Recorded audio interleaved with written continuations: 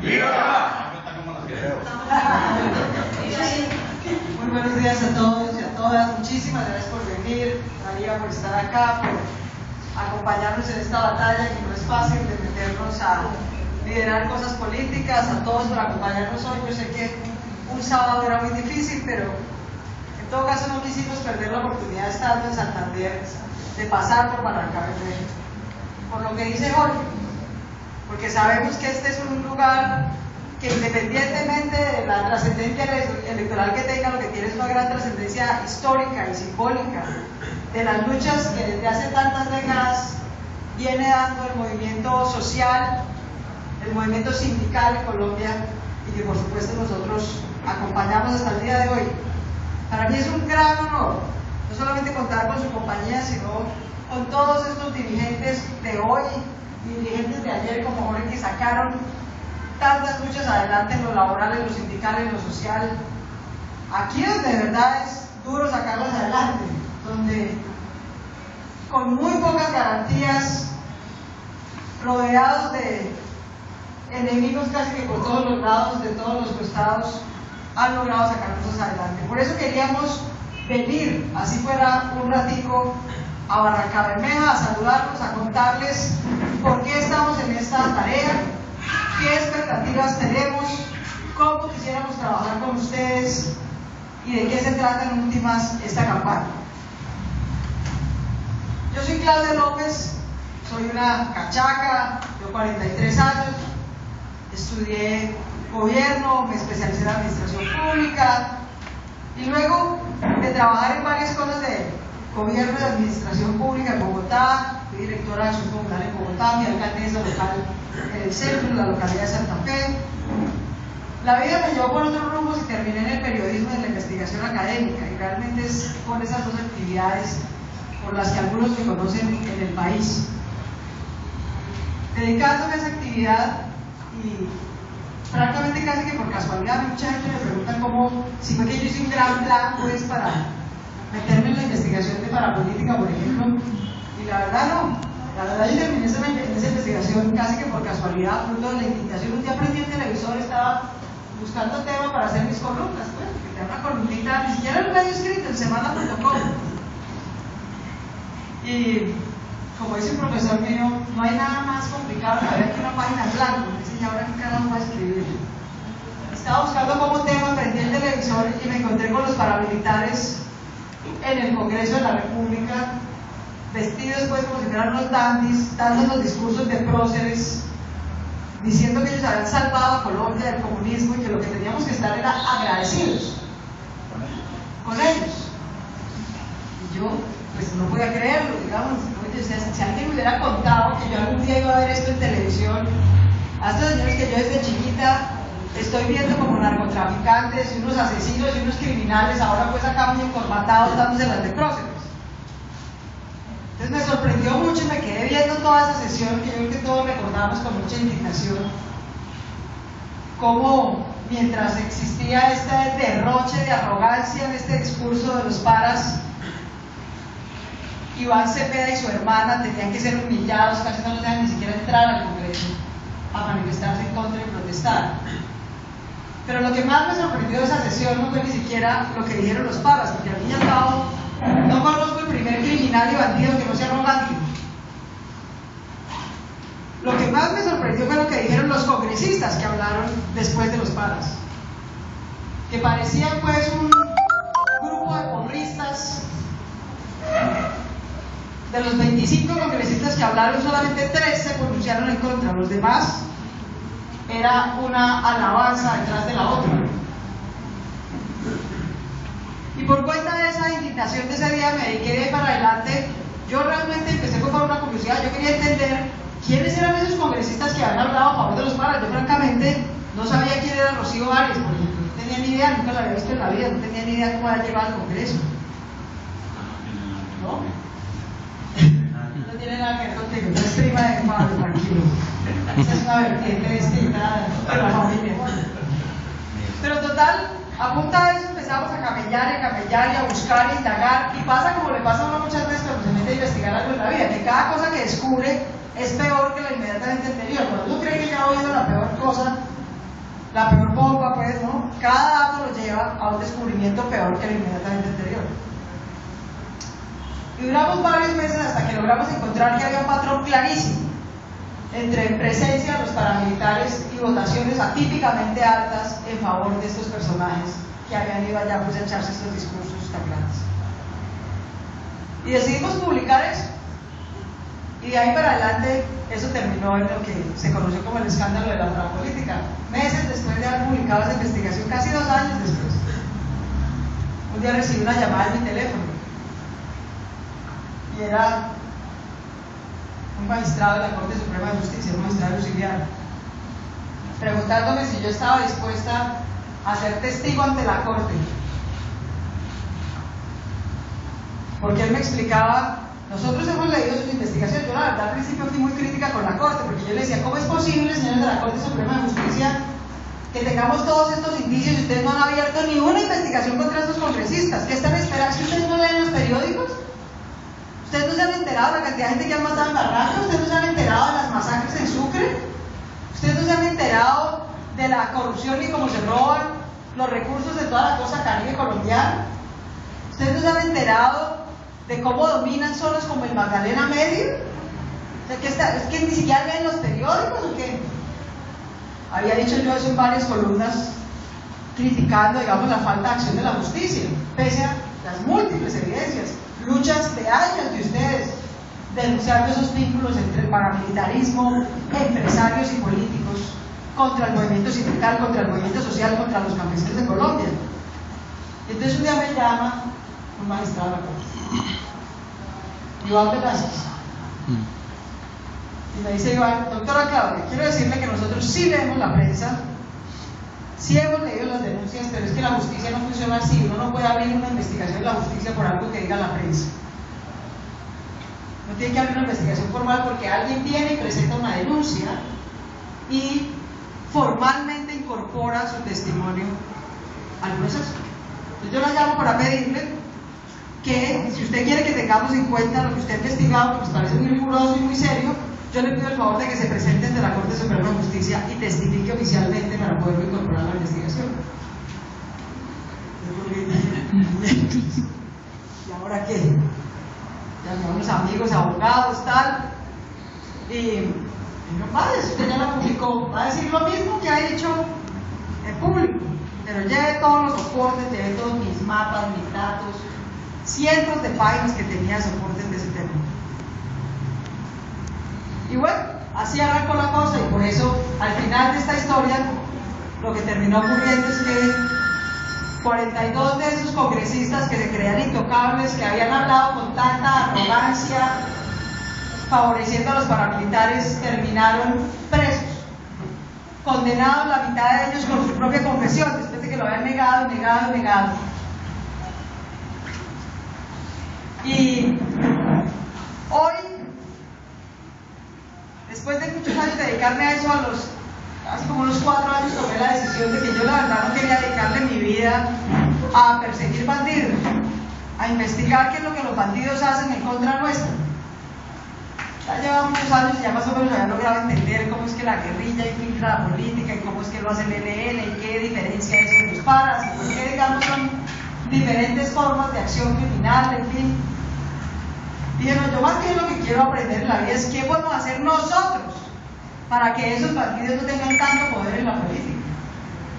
Y me fui a estudiar, a hacer un doctorado, a tratar de entender eso. La verdad es que hoy estoy más que convencida, después de mi experiencia profesional como periodista, como investigadora, luego estudiando cómo podemos hacer para impedir que todos esos criminales, llámense paramilitares, llámense guerrillas, llámense Bacrín, llámense políticos corruptos, ¿qué podemos hacer nosotros para que esos tipos no tengan tanto poder?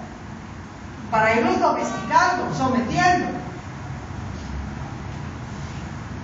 Y he llegado a la conclusión, y entre más recorro este país en esta campaña, más lo tengo claro, que aquí hay 2 problemas que tenemos que ser capaces de atacar. Acá hay una parte del país que no es una parte pequeña, es casi la mitad del territorio de Colombia, donde la gran ventaja que tienen todos los grupos criminales es que no hay instituciones, no hay Estado.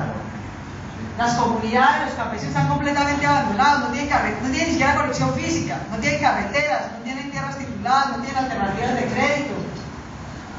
Prácticamente no hay instituciones, encontrar un juez es un milagro. Pues hay 1% del territorio que no tiene instituciones, no tiene alternativas de empleo decente. Pero hay otra porción del territorio donde aparentemente hay instituciones y funcionan mejor.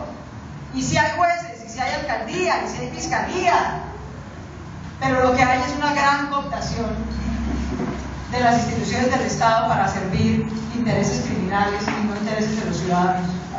Y yo diría que uno de esos ejemplos de cooptación, de penetración, es Barrancabermeja, donde se nos han metido dentro de las instituciones y despojan de alcaldes, que después terminan nombrándole cuotas a Julián Bolívar, no a la ciudadanía. Entonces nosotros tenemos que ser capaces de actuar en los dos niveles, de construir instituciones donde no las hay para reemplazar la ley del fusil y de depurar las instituciones donde las hay pero están cooptadas por mafias desde la corrupción hasta mafias del paramilitarismo o por una conjunción de ambas. Y ese es realmente nuestro gran desafío.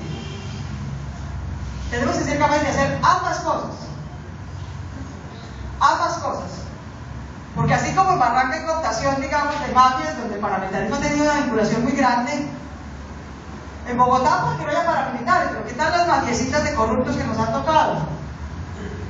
Entonces son mafias de distinto pelambre que se enquistan por dentro de las instituciones y hay otras en donde no hay. Ese es nuestro doble desafío.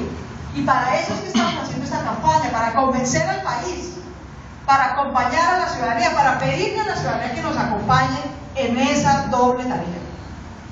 En la tarea de depurar las instituciones que están cooptadas por la corrupción o las mafias de distinto pelambre e irnos a hacer instituciones que protejan a los ciudadanos en la mitad del país que no los tienen. Eso es realmente la paz. La paz no es firmar un papel con un grupo armado en La Habana o en cualquier otro sitio. Obviamente apoyamos el proceso de paz. Obviamente es importante parar esta guerra, que entre otras cosas todo lo excusa. En este país toda suerte porque ya se excusan porque hay paz. Entonces la corrupción no se derrota porque es que hay paz. Y ese realmente es el problema. El paramilitarismo se justifica porque hay paz. El presupuesto de defensa triplica el de educación porque hay paz. Las FARC son un problema, pero son sobre todo una gran excusa para no atender las necesidades de los colombianos, para estigmatizar la protesta social, para estigmatizar el movimiento sindical, para estigmatizar a los sectores de izquierda y de gobiernos alternativos a lo largo y ancho del país. Así que lo que a nosotros más nos ilusiona el proceso de paz, que insisto, respaldamos porque queremos parar esta guerra, lo que más nos ilusiona es quitarnos la bendita excusa de las FARC de encima, para poder dedicarnos a construir y a fortalecer tanto organización social como organización política que se apodere, digamos, de la representación de los verdaderos intereses de los colombianos y que seamos juntos, ustedes, muchos de ustedes como dirigentes y movimiento social, otros dentro de la representación política electoral, de sacar adelante iniciativas que necesitan los colombianos. De eso se trata en últimas esta campaña. De eso se trata en últimas el esfuerzo por fortalecer nuestra Alianza Verde, que yo sé que todavía es muy incipiente, muy precaria. No siempre damos el mejor ejemplo, nos enfrascamos en unas peleas inútiles a veces.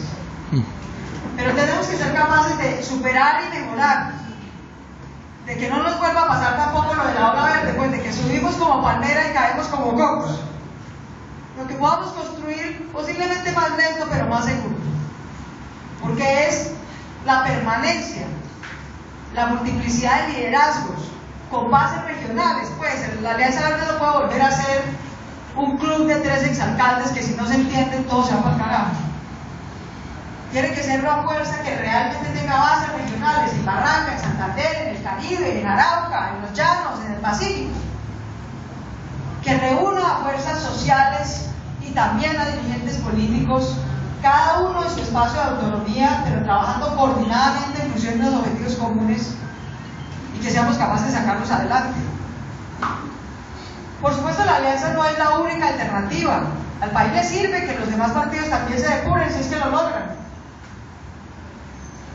y que sean capaces de representar diferentes iniciativas de la ciudadanía. Pero insisto en lo de la alianza Porque esto no se trata de caudillos ni de mesías. Aquí no pues es que va a venir Gustavo a salvar el país, ni es que el Congreso va a cambiar pues porque Claudia llegue.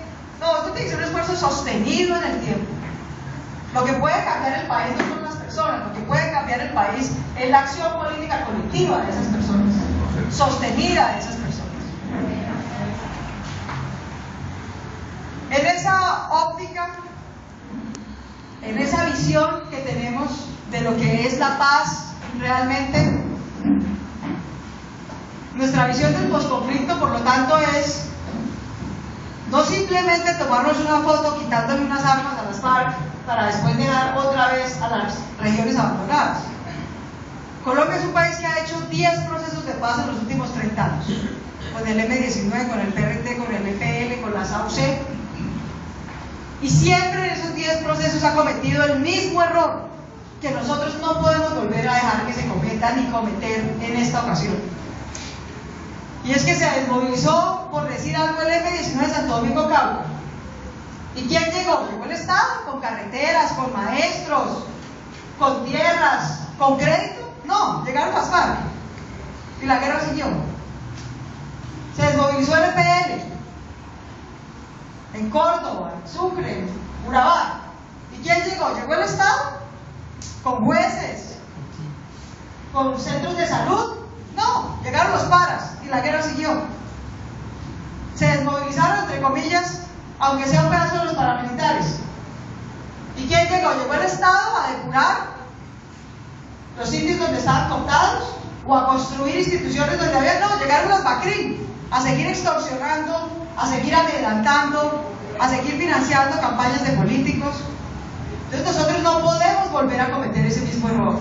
Nosotros tenemos que ser capaces de echarnos al hombro la tarea de depurar las instituciones donde toca depurarlas y de construirlas donde toca construirlas.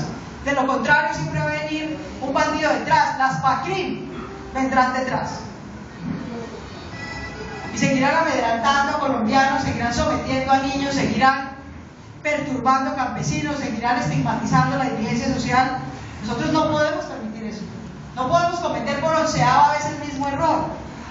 Y ese es nuestro gran empeño pedagógico a lo ancho y largo del país.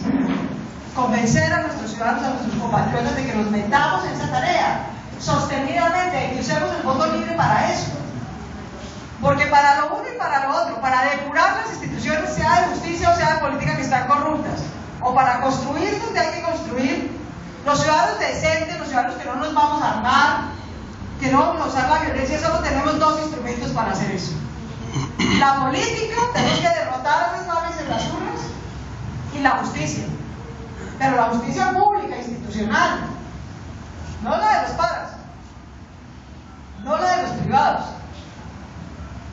Entonces, por eso nuestras 3 grandes prioridades en esta campaña son: primero, la lucha anticorrupción; segundo, la depuración y fortalecimiento de la justicia; y tercero, la educación. Porque estamos convencidos de que en ese orden vamos a poder destrabar muchos otros temas que obviamente ameritan reforma. La ley 50 que amerita reforma, para que volvamos a tener contratos laborales estables, bien remunerados, con garantías, con prestaciones, y no este carrusel de las OPS y la explotación laboral que vivimos actualmente. Necesitamos obviamente destrabar la reforma a la salud, en fin, todos los temas que uno quiera imaginarse. Pero todo eso no va a ser posible, mis amigos, si no somos capaces primero de derrotar la corrupción. Lo que más tienen los políticos corruptos, lo que les permite seguirse reproduciendo. Aquí que en Santander sí que, ¿qué plan? Logramos meter preso al señor Gil por parapolítica y ahí está la esposa. El señor Aguilar está en su casa por cárcel, pero en realidad es un centro de coordinación de campaña de su hijo, al uno en la gobernación y al otro de candidato. Es como una plaga que se reproduce. Y en buena medida se reproducen porque no les hemos afectado una cosa: el bolsillo. Porque siguen con el poder económico y los bolsillos llenos de plata que nos han robado o que se han ganado en negocios con diferentes marcas. Si nosotros queremos derrotar la corrupción, vamos a tener que ser capaces de afectarles el bolsillo. Y por eso nuestra propuesta es que vamos a usar mecanismos como la expropiación de bienes que no puedan justificar. Vamos a invertir la carga de la prueba para que sean que tengan que demostrarnos que cada peso que tienen es consistente con sus ingresos. Y cada peso que no puedan demostrarse los podamos expropiar. Así en su momento pudimos quitarle bienes a la mafia. Y hoy la corrupción es una mafia tan grande que tenemos que aplicar mecanismos similares. Tenemos que eliminar la reelección presidencial. Tenemos que eliminar la reelección indefinida de congresistas. Esas dos cosas combinadas son como gasolina en el incendio de la corrupción. Aquí lo vemos a manos llenas. Señor alcalde actual financiando a su primo, creo que es. Cuñado. A manos llenas y de la manera más descarada, con recursos públicos, porque sobre decir que no es que están sacando de sus ahorros. Y todo eso pasa impune. Precisamente para que no pase impune es que nos toca depurar y fortalecer la justicia, para que el que la debe, la pague. Y el tema de educación, que es un tema central para nosotros. Central, pero un tema central de manera integral. Nosotros queremos ir al Congreso de la República a lograr que, primero, la educación debe ser una cenicienta de quinta categoría en las prioridades del presupuesto del país, y que en la medida en que logremos quitarle recursos a la guerra y quitarle recursos a la corrupción, esos recursos se vayan a la educación. Se vayan a la educación para financiar los 3 grados de preescolar, que tienen derecho todos los niños según la ley, pero no se cumple. Se vaya a la educación para que tengamos una jornada única escolar de 8 horas, no de 4, como pasa hoy en día. Buena parte de los problemas de violencia infantil, de delincuencia juvenil que tenemos, los tenemos justamente porque expulsamos a los niños al mediodía en la calle. Sus padres tienen que trabajar duro, no pueden estar en la casa cuidándolos. Obviamente eso requiere más y mejores maestros bien pagos, cosa que vamos a impulsar. Y por último, obviamente que haya alternativas de educación superior con calidad, sea en la universidad pública o en la universidad privada, porque la verdad es que la mitad de los estudiantes del país ya van a la privada, así que no basta con fortalecer solo la pública, hay también que meter en cintura y garantizar mejor calidad en la privada. Yo no quisiera contarlos con muchos temas, obviamente hay muchas otras cosas. Si algo tiene de maravilloso ser candidato al Senado, es que a uno le toca aprender casi de todos los temas, porque el Senado da los debates que definen las leyes sobre todo. Pero nuestras 3 prioridades son estas, porque estamos seguros, nada le quita más inversión a las mujeres de Colombia, nada le quita más inversión social a los niños y a los jóvenes de Colombia que la corrupción.